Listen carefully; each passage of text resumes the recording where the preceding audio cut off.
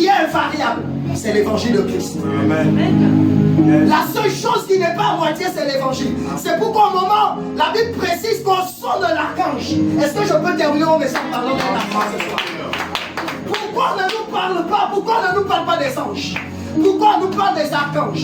Donc, finalement, quelle est la différence entre un ange et un archange? Alors, je vais parler ce soir alors que je conclue mon message.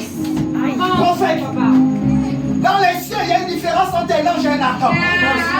Est-ce que je peux te dire que les 4 évangiles étaient gardés par des archanges? Il est écrit dans l'Apocalypse au chapitre 4 que le trône de Dieu, qui est manifeste par le chiffre 4, le chiffre de la perfection. La Bible nous dit qu'il y avait 4 êtres vivants autour du trône.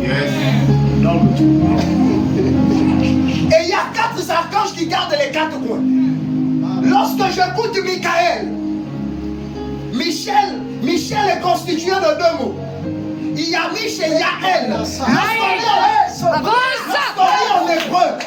dit en hébreu, elle, ça signifie Dieu. Et donc Michel signifie Dieu donc. Un ange. Et là, il devient un archange. Et Michel veut dire en français qui est semblable à Dieu. Qui est comme Dieu. Et on nous dit qu'à côté de lui, il y a un certain Gabriel, qui est le messager.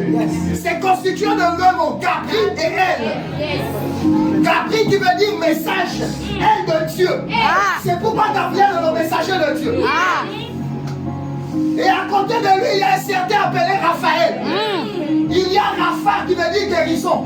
Et il y a elle qui veut dire Dieu. La guérison manifeste par la présence de Dieu. Et enfin, il y a Uriel. Il y a Uri. De l'hébreu du grec qui veut dire lumière. Elle qui veut dire Dieu. Quels sont les archanges finalement? La Bible dit que c'est au son d'un archange. Je suis en train de dire à quelqu'un, dans les cieux, ceux qui ont les trompettes sont des archanges. Un ange ne peut pas avoir la trompette. Pourquoi? Avance. Parce que le signal donné sera un signal donné par Dieu lui-même. Par l'époux lui-même, qui viendra récupérer son épouse. Écoutez, combien j'affectionne l'enfant prodigue. L'enfant prodigue est le prototype par excellence de l'enlèvement de l'Église. La Bible nous dit qu'alors qu'il est dans le monde, et il va prendre conscience de ce qu'est son père. Il dit dans la maison de mon père, il y a quoi? Même les mercenaires là-bas mangent. Les messieurs et madame, vous connaissez qui était mercenaire? Il appelle mercenaire les anges. Oh, regardez, la Bible déclare, lorsque l'enfant prodigue va même être loin du portail, qu'il va aller à